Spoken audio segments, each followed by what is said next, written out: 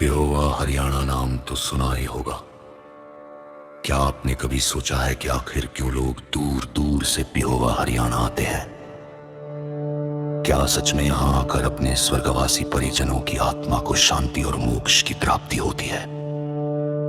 इन सवालों का जवाब के लिए आपको पिहोवा के सुप्रसिद्ध प्रकांड विद्वान आचार्य श्री संजीव जी भारद्वाज से भी मिलवाएंगे।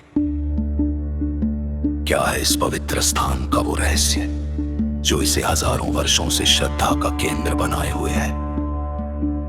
क्या महाभारत काल में कौरव और पांडव का भी इस भूमि से कोई संबंध रहा है? सरस्वती नदी का इस स्थान से संबंध? और क्यों आज भी लोग अपने पितरों की आत्मिक शांति और गति के लिए विशेष रूप से यहीं आकर विधि विधान करते हैं? इन सभी गूढ़ प्रश्नों का उत्तर बड़े ही सरल और सहज शब्दों में देने वाले हैं सुप्रसिद्ध प्रकांड विद्वान आचार्य संजीव जी भारद्वाज। तो आइए जानते हैं पिहोवा के इस दिव्य रहस्य और उसके अद्भुत महत्व को।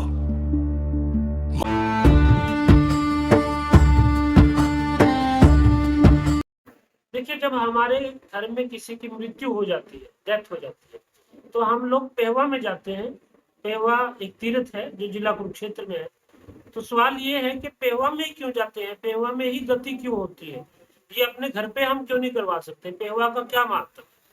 तो जब महाभारत का युद्ध हुआ, पांडव जो थे युद्ध जीत गए और उनको सारा राजपाट मिल गया। कुछ समय के बाद युधिष्ठिर जी भगवान श्री कृष्ण जी को कहने लगे कि महाराज जी, हम युद्ध तो जीत गए हैं, सारा राजपाट तो हमें मिल गया, लेकिन हमारे मन को शांति नहीं है, मन खुश नहीं है, बुरे बुरे स्वप्न आते हैं, रोने चिल्लाने की आवाजें आती हैं, और घर में कोई भी खाना बना दे वो स्वादिष्ट नहीं लगता, भाइयों का आपस में प्यार भी नहीं रहा। राजपाट मिलने के बाद, जीत के बाद तो खुशी होनी चाहिए थी, लेकिन हम खुश नहीं है, मन से हम उदास हैं, हम दुखी हैं।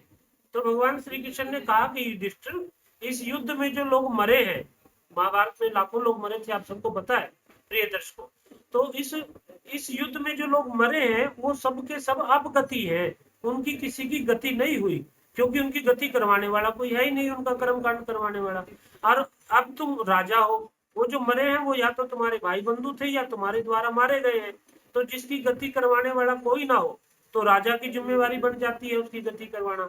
तो हे युधिष्ठिर, तुम उन सबकी शांति करवाओ, उनका कर्म कांड करवाओ। अब युधिष्ठिर जी पूछते हैं भगवान श्री कृष्ण जी को कि महाराज जी, उनकी गति के लिए हम कहाँ जाएं?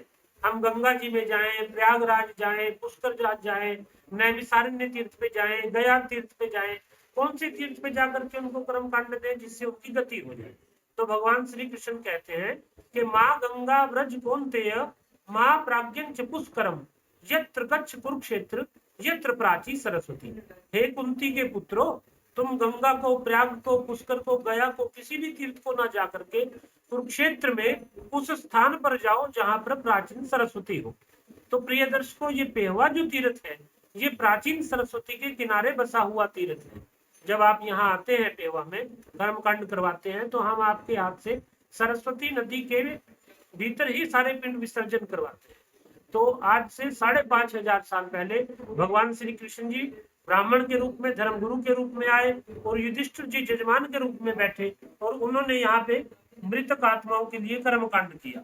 इतना ही नहीं, भगवान श्री पार्वती जी को कहते हैं कि हे पार्वती, पृथ्वी के सभी तीर्थों पे स्नान करने के बाद अब तीर्थ सम्राट पृथुदक में चल करके हम स्नान करेंगे। पिहोवा का जो प्राचीन नाम है, जो शास्त्रों में पिहोवा का नाम है, वो है पृथुदक। पृथुदक नाम, पृथुदक को अपभ्रंश होकर के पेहवा हो गया। जैसे दिल्ली का प्राचीन नाम इंद्रप्रस्थ है, इसी तरह पेहवा का पृथुदक का प्राचीन नाम, पिहोवा का प्राचीन नाम पृथुदक है। तो भगवान शिव पार्वती जी को कहते हैं कि ये तीर्थ सम्राट है, इसको तीर्थ सम्राट की उपाधि से अलंकृत किया। दशरथ जी भी यहाँ आए जिन्होंने अपने पितरों का पिंडदान किया। सीता मैया यहाँ आई जिन्होंने अपने पिता, अपने ससुर कुल और अपने मायके कुल का सबका पिंडदान यहाँ पे किया। ये बहुत दिव्य तीर्थ है। भगवान श्री कृष्ण जी का इसको वरदान है कि इस भूमि में बैठ करके पुण्यमाहो कुरुक्षेत्रम, कुरुक्षेत्रात् सरस्वतीम, सरस्वत्याश्च तीर्थानि तीर्थे व्यश्च पृथुदकम्। यहाँ पे आकर के आप जो पिंड दान करते हैं, दान पुण्य करते हैं, उसका 13 दिन तक आपको 13 गुना फल मिलता है।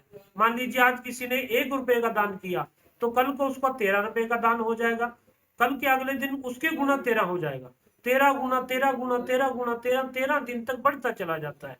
इसलिए यहाँ पे आकर के कोई पाप कर्म नहीं होना चाहिए, यहाँ पुण्य कर्म करें, अपने पूर्वजों का पिंड दान करें, तर्पण करें, उनके निमित्त दान करें। ऐसी प्रथा हजारों वर्षों से भगवान जी के वरदान के द्वारा चली आ रही है। जी आशीर्वाद।